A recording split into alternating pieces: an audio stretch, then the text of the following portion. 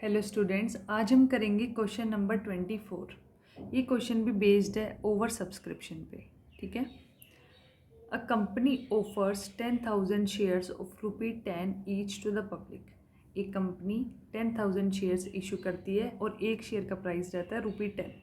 The amount is payable as follow. Application पे ₹3 हमें पे करने हैं, अलॉटमेंट पे ₹2, फर्स्ट कॉल पे ₹3 और सेकंड कॉल पे ₹2। ठीक है।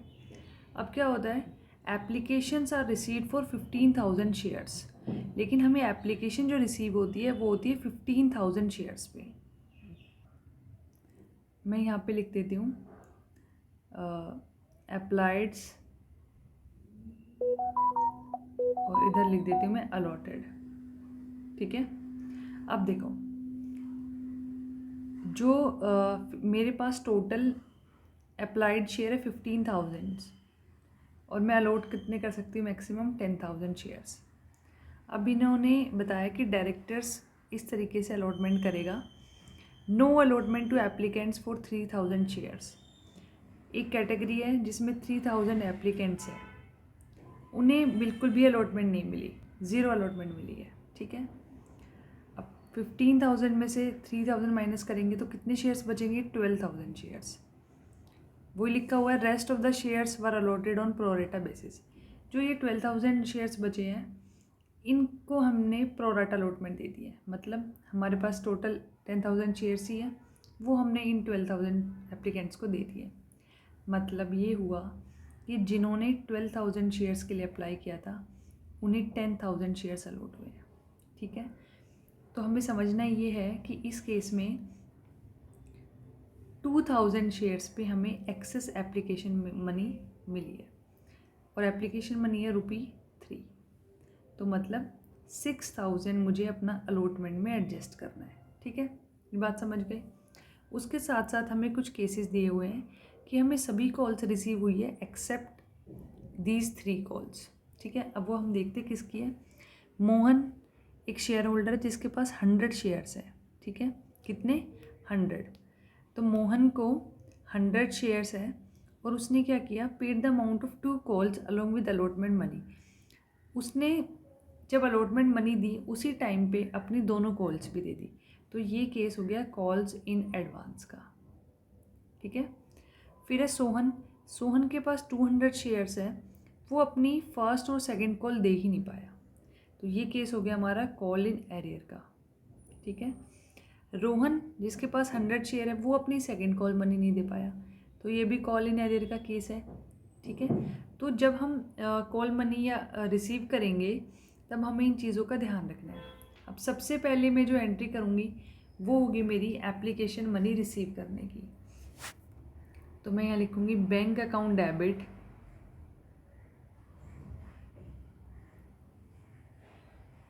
To share application account.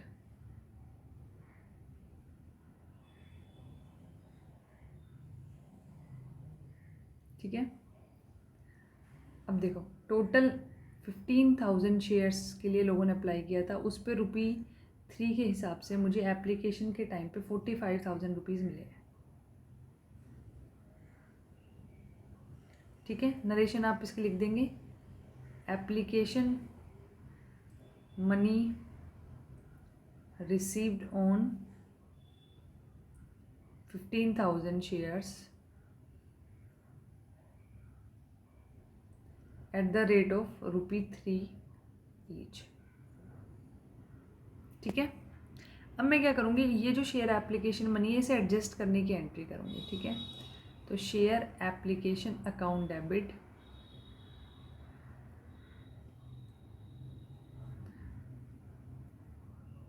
To share capital account. अब देखो, शेयर कैपिटल में कितना आएगा, नंबर ऑफ शेयर्स हमारे हैं 10,000। ठीक है। तो 10,000 शेयर्स पे एट द रेट ऑफ ₹3, 30,000 मेरा चला जाएगा शेयर कैपिटल में। फिर मैंने यहाँ पे कैलकुलेट किया था कि जो अलॉटमेंट पे हमें एक्स्ट्रा मनी मिली है, ठीक है, अलॉटमेंट पे हमें इधर मैंने कैलकुलेट किया था, ये देखो 2,000 शेयर पे ₹3। ये जो एक्सेस मनी ये मैंने अलॉटमेंट में एडजस्ट कर दी थी, तो मैं यहाँ पे अलॉटमेंट में लिखूँगी 6000। ठीक है। फिर आपको ध्यान रखना है कि जो ये कैटेगरी 1 के शेयर होल्डर थे, जिन्होंने शेयर होल्डर कैसे हो सकते हैं, इन्हें शेयर्स मिले ही नहीं, एप्लीकेंट्स थे, इन्हें एक भी शेयर अलॉट नहीं हुआ, तो इनका पैसा तो रिफंड करना पड़ेगा। तो मैं यहाँ लिखूँगी टू बैंक अकाउंट। ठीक है। कितना अमाउंट हो जाएगा, 3000 शेयर्स पे एट द रेट ऑफ ₹3, 9000 हमें एप्लीकेशन मनी मिली थी। ठीक है। इसका आप टोटल करेंगे तो आपके पास आएगा 45,000। ठीक है। और यहाँ पे नरेशन हम लिखेंगे एप्लीकेशन मनी एडजस्टेड।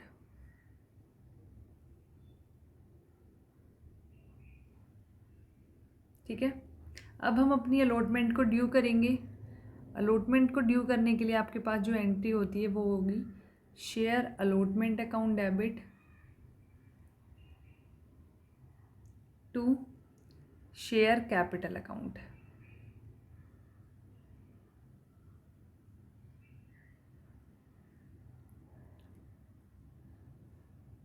ठीक है।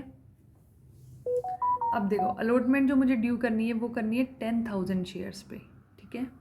किस रेट पे ड्यू करनी है तो वो देखना है हमें ₹2 पर शेयर। ठीक है।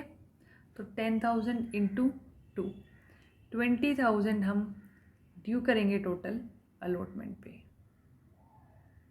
ठीक है। अब देखो, अब अलॉटमेंट यहाँ पे लिखेंगे हम नरेशन में, allotment due on 10,000 shares at the rate of ₹2 each. ठीक है।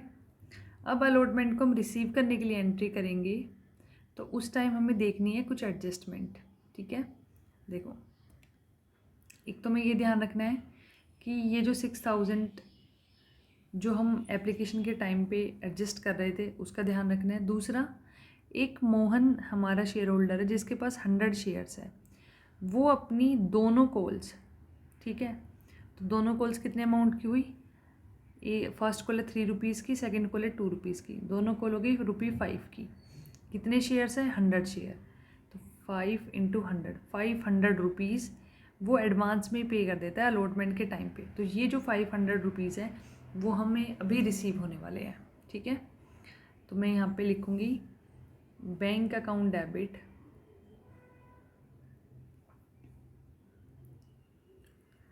टू शेयर अलॉटमेंट अकाउंट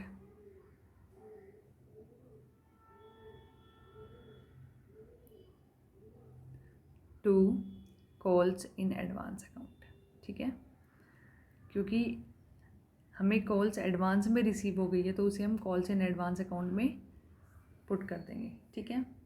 कितना अमाउंट रिसीव हुआ है, 100 शेयर्स पे ₹5, तो टोटल हो गया 500। और यहाँ पे जो शेयर अलॉटमेंट पे हमें पैसा रिसीव हुआ है, ड्यू कितना था 20,000, लेकिन उसमें से 6,000 हम एप्लीकेशन के टाइम पर एडजस्ट कर चुके थे, तो टोटल 14,000। ठीक है। तो इनको ऐड करेंगे तो हमारे बैंक अकाउंट में जो पैसा आया है वो होगा 14,500। ठीक है। नरेशन मैं यहाँ लिख देती हूँ इसकी, अलॉटमेंट मनी, आपको ये जो एब्रीविएटेड फॉर्म है जैसे मैं लिख रही हूँ अलॉटमेंट, अलॉट लिख दिया मैंने यहाँ पे, आपको ऐसे एग्ज़ाम में नहीं लिखना है। ठीक है। And amount of calls in advance received.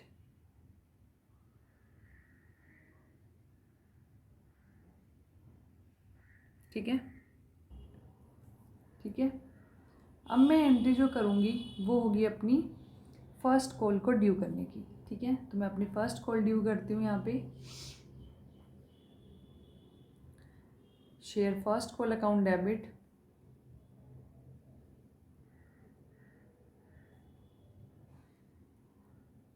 To share capital account. ठीक है। शेयर को फर्स्ट कॉल हमें ड्यू करनी है 10,000 शेयर्स पे, तो मैं यहाँ लिखूँगी first call due on 10,000 shares, किस रेट पे, at the rate of ₹3 each. तो ये अमाउंट आ जाएगी 30,000। ठीक है।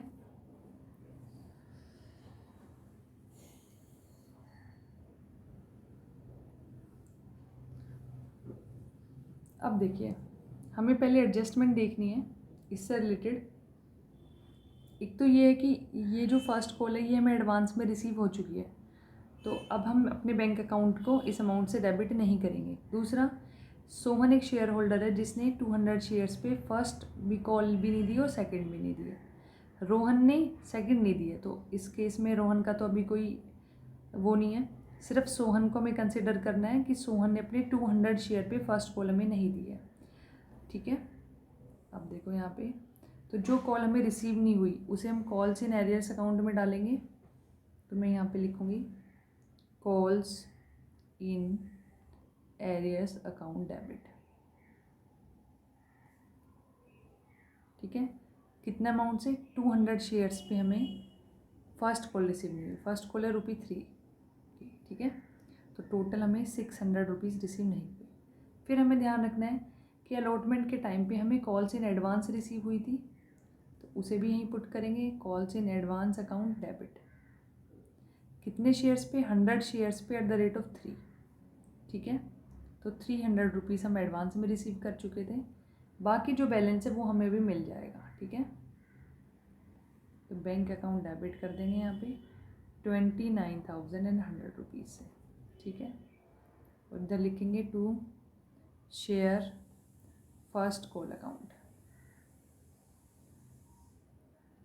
वो है 30,000 की, मतलब 30,000 जो रुपीज़ थे वो हमें इस तरीके से आए। बैंक अकाउंट में 29,100, कॉल्स इन एरियर हो गए 600 रुपीज़ की, और कॉल इन एडवांस जो हमें रिसीव हो गया था 300 रुपीज़ का। ठीक है।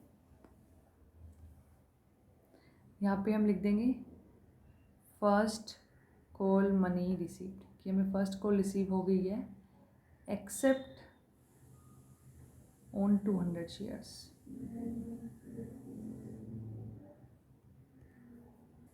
अब हम अपनी फाइनल कॉल को ड्यू करेंगे, तो मैं यहाँ पे लिखूँगी share second and final call account debit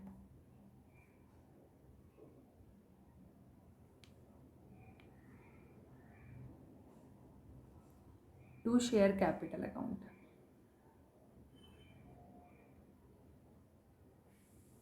ठीक है। तो सेकंड एंड फाइनल कॉल जो हम ड्यू करेंगे वो करेंगे हम 10,000 शेयर्स पे at the rate of ₹2 each. ठीक है। तो 20,000 अमाउंट हम ड्यू करेंगे अपनी share second and final call पे। ठीक है। आप इधर लिख सकते हैं second and final call due on. ठीक है। अब देखो, हमें पहले रेफ़र करना है यहाँ पे कि कोई कॉल इन एरियर तो नहीं हुआ। चेक करेंगे, हाँ, जो सोहन है जिसके पास 200 शेयर्स थे उसने सेकंड कॉल नहीं दिया, मतलब 200 शेयर्स ऐसे हैं जिस पे हमें सेकंड कॉल रिसीव नहीं हुई। रेट क्या है हमारा? ₹2 का रेट है फाइनल कॉल पे, मतलब ये 400 रुपये में रिसीव नहीं हुए।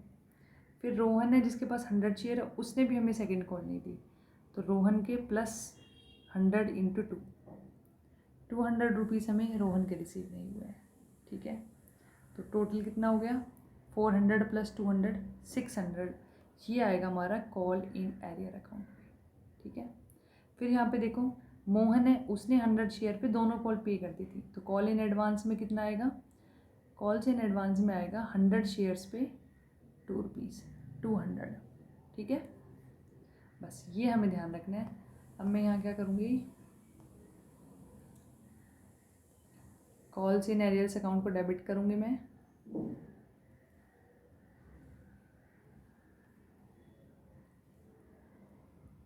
ठीक है। कितने अमाउंट से? 300 शेयर्स पे एट द रेट ऑफ ₹2 600। ठीक है। फिर मैं कॉल्स इन एडवांस अकाउंट को डेबिट करूँगी 100 शेयर्स पे एट द रेट ऑफ ₹2। ठीक है। और यहाँ लिखूँगी मैं to share second and final call account. ठीक है, टोटल कितना था 20,000। तो यहाँ पे मैं बैंक अकाउंट को डेबिट करूँगी, अमाउंट आएगा 19,200।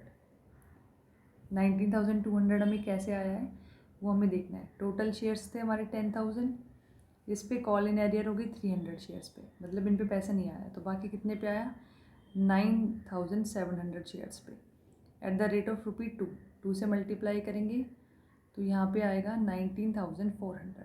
ठीक है, इतना बैंक में आना चाहिए था, लेकिन हमें ₹200 एडवांस में मिल चुका था अलॉटमेंट के टाइम पे, तो उसे माइनस करेंगे तो मेरे पास बचेगा 19,200। ठीक है, तो ये मैंने यहाँ पे लिख दिया बैंक अकाउंट डेबिट विद 19,200। ठीक है,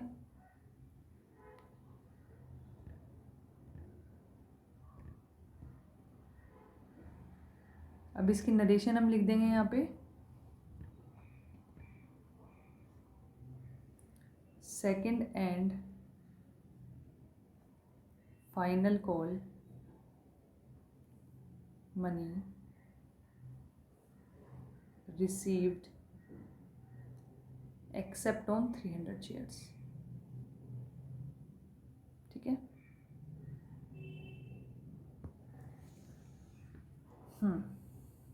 तो आई होप ये क्वेश्चन आपको क्लियर होगा।